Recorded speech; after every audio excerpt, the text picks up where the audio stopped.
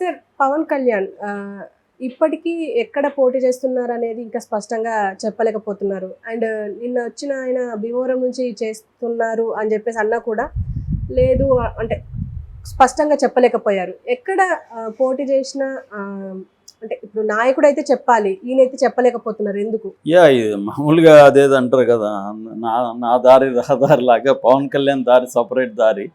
ఆయన మిగతా రెగ్యులర్ రాజకీయ నాయకుల్లాగా ఏది చేయడు, కొంత తేడాగానే చేస్తూ ఉంటాడు. ఇది కూడా ఆ కోవకే వచ్చింది. మామూలుగా అయితే ఎవ్రీ పొలిటికల్ పార్టీ బాస్ ఖచ్చితంగా ముందే అనౌన్స్ చేస్తారు. వాళ్ళకేమి చివరి నిమిషం వరకు లాగేదే ఉండదు. ఇప్పుడు చంద్రబాబు కుప్పం, జగన్ పులివెందుల, తర్వాత లోకేష్ మంగళగిరి, అట్లా అందరూ కూడా ఏ పార్టీలైనా కూడా అనౌన్స్ చేస్తారు. ఇప్పుడు బీజేపీ కూడా ఆమె ఆల్రెడీ పురంధేశ్వరి రాజమండ్రి అని చెప్తున్నారు. అది వాళ్ళు ఇప్పుడే పొత్తుల్లోకి వెళ్ళారు కాబట్టి అనౌన్స్ చేస్తారు. ఆమె ఇంతకుముందు చేసింది రాజంపేటలో చేసింది, ఇప్పుడు రాజమండ్రిలో చేసే అవకాశం ఉంది. సో ఏదేమైనా ఏ పార్టీ నాయకుడైనా ముందుగా డిక్లేర్ చేస్తారు అక్కడ, ఎందుకంటే కేడర్ను ప్రిపేర్ చేయడం, అక్కడ విన్నింగ్ అవకాశాలను గట్టిగా చూసుకోవడం, ఇవన్నీ ఉంటాయి. కానీ పవన్ కళ్యాణ్ చేయట్లేదు. పవన్ కళ్యాణ్ ఇప్పటివరకు ఏమేమి వస్తున్నాయి, ఫస్ట్ భీమవరం అన్నారు, మళ్ళీ తిరుపతి అన్నారు, మళ్ళీ లేదు పిఠాపురం అన్నారు, మళ్ళీ మొన్న ఢిల్లీ వచ్చినాక అసలు అసెంబ్లీకే లేదు, పార్లమెంట్కే పోటీ చేస్తాడు, పార్లమెంట్ వచ్చి కాకినాడ నియోజకవర్గం నుంచి చేస్తాడని అన్నారు. ఇప్పుడు నిన్న తెలుగుదేశం నుంచి పులవర్తి రామాంజనేయులని ఎక్స్ఎమ్మెల్యే భీమవరం, ఆయన జనసేనలో చేరాడు. సో జనసేనలో చేరి మంగళగిరి ఆఫీసులో ఆయన చేరినప్పుడు పవన్ కళ్యాణ్ మళ్ళీ ఒక స్పీచ్ ఇచ్చాడు. ఆ రామాంజనేయులు చేరిన ఆయన ఏమన్నాడంటే, ఫస్ట్లో నేను ఇక్కడ భీమవరంలో చేరుతున్నానంటే భీమవరం నుంచి నేను పోటీ చేయను, పవన్ గారే చేస్తారు అని ఆయన ప్రకటించేశాడు. మరి ఆయన ముందు అడిగి చెప్పాడా లేకపోతే స్పాంటేనియస్లో చెప్పాడా తెలియదు. రాజకీయ నాయకులు ప్లాన్ లేకుండా ఏం చెప్పరు. మరి ఎలా చెప్పాడనేది ఒకటి ఉంది. దాని తర్వాత పవన్ కళ్యాణ్ వచ్చి విచిత్రమైన విన్యాసాలు చేశాడు. అంటే భీమవరం నాది, నేను వదులుకోను, నన్ను అక్కడ ఓడించినా కూడా నన్ను వాళ్ళు గుండెల్లో పెట్టి చూసుకున్నారు, దాన్ని వదలను నేను అని మాట్లాడాడు.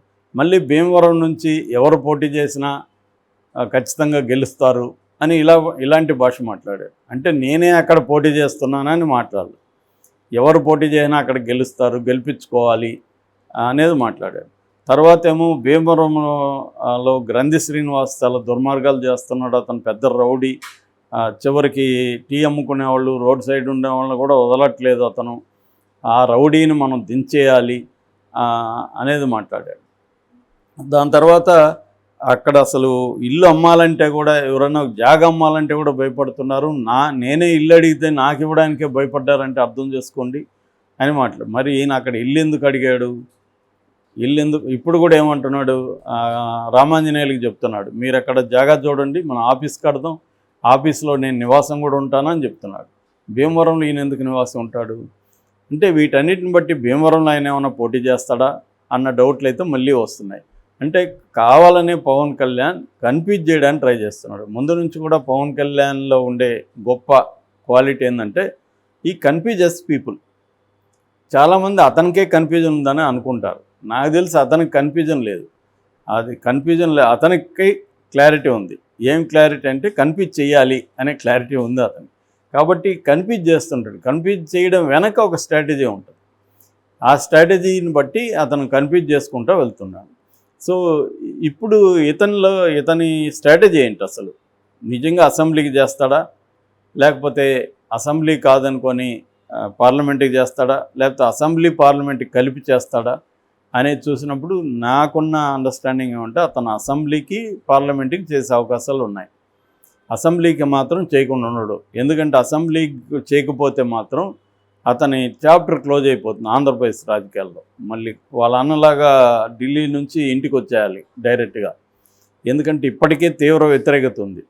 ఈసారి కానీ అసెంబ్లీలో చేయకపోతే అతని చాప్టర్ క్లోజ్. రెండవది, ఓటు ట్రాన్స్ఫర్ కూడా కష్టమైపోతుంది. అసలు చంద్రబాబు ఇతనితో పొత్తెందుకు పెట్టుకున్నాడు, ఇతనికి ఏదో ఒక 6% ఓట్లు వచ్చాయి లాస్ట్ ఎలక్షన్లో, ఇదేమన్నా పెరుగుంటే 1-2% పెరుగుంటుంది. ఎంత పెరిగినా ఒక 5-6% మనకు ఓట్ల వస్తే మనకున్న దేనికి ఇదవుతుంది. లేదంటే 6 సపరేట్ అయిపోయి మనది వీళ్ళ మధ్య చీలిపోయి జగన్ మళ్ళీ అధికారంలోకి వస్తాడన్న ఒక వ్యూహంతో చంద్రబాబు పొత్తు పెట్టుకున్నాడు. ఇతను ఎందుకు పెట్టుకున్నాడు? గతంలో అసలు మనకి 0, ఇప్పుడు ఎన్ని వచ్చినా వచ్చినట్టే కదా. కాబట్టి ఒక 4-5 వచ్చినా కూడా మనం మేసం తిప్పుతూ తిరగచ్చు. ఇప్పుడు ఏమీ లేకుండానే అతను జగన్ నువ్వెంత నీ బతుకెంత అంటున్నాడు 150 వచ్చిన అతను పట్టుకొని. సో ఇంకా 5 వస్తే అతని పరిస్థితి, రేపు మోడీని కూడా అంటాడు నువ్వెంత నీ బతుకెంత మోడీ అన్నా కూడా అంటాడు. సో అటువంటి ఇది చేద్దామని అతని ప్లాన్. ఈ కాంటెక్స్ట్లో అతను ఎందుకు అనౌన్స్ చేయట్లేదంటే నాకు తెలిసి ఒకటే అతనికి భయం. ఏం భయం అంటే మనం ముందుగా అనౌన్స్ చేస్తే జగన్ అన్ని రకాలుగా మనల్ని ఓడించడానికి అక్కడ ఏర్పాట్లు చేసుకుంటాడు. కాబట్టి కన్ఫ్యూజ్ చేయాలి. భీమవరమా, కాకినాడ, తిరుపతి, పిఠాపురమా, ఈ కన్ఫ్యూజన్లోంచి ఇవేవి కాకుండా ఇంకో దగ్గర కూడా చేయొచ్చు అతను. అప్పుడు ఏమవుతుంది, జగన్ ఏం చేస్తున్నాడు, ఆల్రెడీ పిఠాపురం, కాకినాడ ఏరియాల్లో ఆఫీసర్ని వీళ్ళందరినీ తనకు అనుకూలమైన వాళ్ళని పెట్టుకుంటూ వస్తున్నాడు. దాని మీద కూడా ఈనాడు జ్యోతిలో రాశారు. సో పెట్టుకుంటూ వస్తున్నాడు. తర్వాత అక్కడ గ్రౌండ్ లెవెల్లో ప్లాన్ చేసుకుంటున్నాడు. అక్కడ డబ్బులు పంపు చేయడానికి కూడా ముందు నుంచే ప్లాన్ చేసుకుంటున్నాడు. అంటే జగన్ ఉద్దేశం ఏమంటే ఇటు చంద్రబాబును ఓడించాలి, లోకేష్ను ఓడించాలి, పవన్ కళ్యాణ్ ఓడించాలి, అచ్చెన్నాయుడిని, ఇలాగా కొంతమందిని టార్గెట్ పెట్టుకున్నాడు జగన్.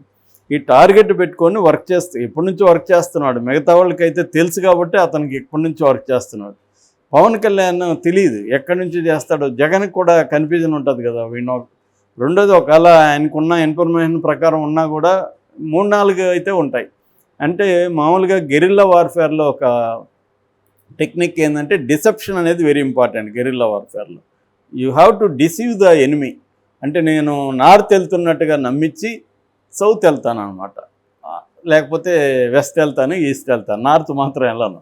కానీ నార్త్ వెళ్తున్నట్టుగా అందరినీ నమ్మిస్తాను, నా దగ్గర ఉన్న వాళ్ళని కూడా నమ్మిస్తాను అన్నమాట. That is the tactics of guerrilla warfare. So రాజకీయాల్లో కూడా పవన్ కళ్యాణ్ ఇది అమలు చేస్తున్నాడు. అంటే అతను ఏ నియోజకవర్గంలో పోటీ చేయబోతున్నాడో చివరి వరకు తేల్చకుండా ఇంకా నామినేషన్ల డేట్ అనౌన్స్ అయినాక అప్పుడు చేస్తాడు. సో దీనివల్ల అతనికి నష్టం లేదా అంటే ఖచ్చితంగా ఉంటుంది. ఎందుకంటే చివరి నిమిషంలో చెప్తే ప్రిపరేషన్కి టైం ఉండదు, ఇవన్నీ ఉంటాయి. కానీ మేబీ 2 ప్రమాదాలు ఉన్నాయి. ముందే చెప్తేమో జగన్ ప్లాన్ చేసుకుంటాడు ఓడించడానికి, ముందే చెప్పకపోతేమో ప్రిపరేషన్కి తగిన టైం ఉండదు. ఈ రెండిట్లో ఏది పెద్ద ప్రమాదం అనేది అతను అసెస్ చేసుకొని జగన్దే పెద్ద ప్రమాదం. సో కాబట్టి మనం ఈ ఎన్నికల కోడ్ ఒకసారి వచ్చేసినాక జగన్ ఎవరిన ఆఫీసర్ని అపాయింట్ చేయలేడు. ఒకవేళ ఉన్న ఆఫీసర్ని కూడా మనం వాళ్ళ మీద కంప్లైంట్ ఇచ్చి తీయించవచ్చు. కాబట్టి ఎన్నికల కోడ్ వచ్చి అనౌన్స్ అయినాక అప్పుడు పవన్ కళ్యాణ్ అనౌన్స్ చేస్తాడు. అప్పుడేంటంటే జగన్ ఈ ఆఫీసర్ని వీళ్ళంతా మేనేజ్ చేయలేడు, ఒకటి కట్ అయిపోతుంది. సో దాని తర్వాత చేయబోతున్నాడు. అంతవరకు ఇతను ఇదే కన్ఫ్యూజన్లో పెడుతుంటాడు. దీని మీద చర్చలు నడుస్తుంటాయి, మాత్రం చెప్పకపోవడానికి ప్రధాన కారణం అదే. సో ఎన్నికల షెడ్యూల్ వచ్చే వరకు కూడా మనకి ఇలాంటిది తప్పదన్నమాట. సో దీన్ని జగన్ కూడా ఇవన్నీ గమనిస్తూ జగన్ కూడా మల్టిపుల్ గేమ్స్ ఆడుతున్నాడు. అందుకని జగన్ కూడా ఏంటంటే ఏ నియోజకవర్గంలో చాలా నియోజకవర్గంలో పెట్టిన వాళ్ళని మళ్ళీ మార్చడం, వాళ్ళని తీసుకొచ్చి ఇంకొకటి పెట్టడం, జగన్ కూడా సేమ్ గేమ్ ఆడుతున్నాడు. అందుకని ఇప్పటివరకు జగన్ కూడా కంప్లీట్గా 175 లిస్టు ప్రకటించలేదు. అట్లాగే మేనిఫెస్టో కూడా ప్రకటించలే. ఎందుకంటే అవతలోడు ఏం మేనిఫెస్టో ప్రకటిస్తాడో చూసి యువతలోడు చేయాలి, యువతలోడేమో చేయడు, అవతలోని చేసినాక మనం చేద్దాం అనుకుంటారు. ఇది సమస్య అన్నమాట. సో అంటే కామెడీ ట్రాక్స్ ఉంటాయి కదా, ముందు చేయరా అంటే లేదు నువ్వు ముందు చేయరా అని, అలాగా అయిపోయింది. ఇప్పుడు రాజకీయాల్లో కూడా ఎత్తులు పైతులు ఏంటంటే ఎదుటోడు ఏం వేస్తాడో వీళ్ళు వెయిట్ చేయాలి. అంటే జగన్ కొన్నిట్లో 100% అనుకున్న దాంట్లో చేసేసాడు, వీళ్ళు కూడా చేస్తారు. అందరికంటే ఏంటంటే పవన్ కళ్యాణ్ ఇప్పుడు 7 నియోజకవర్గాల్లో మాత్రమే అనౌన్స్ చేశాడు. ఇంకా 14 ఉన్నాయి. ఈ 14లో ఏం చేస్తారనేది ఇప్పటివరకు ఎవరికి తెలియదు. అందులో తందె కూడా ఉంది. సో నిజానికి 14 అనౌన్స్ చేయొచ్చు ఆయన, ఎందుకంటే ఎప్పటి నుంచో వర్క్ చేస్తున్నాడు, చేయట్లేదు. ఇప్పుడు అందుకని ఏం చేస్తున్నారు, తెలుగుదేశం నుంచే కొంతమందిని అటు పంపిస్తున్నాడు చంద్రబాబు. లేకపోతే ఈ పులవర్తి రామాంజనేయులు తెలుగుదేశం నుంచి జనసేనలకు పోవాల్సిన అవసరం ఏంటి? వాళ్ళది కూడా పొత్తులో ఉన్న మిత్రపక్షమే కదా. సో అది మేజర్గా.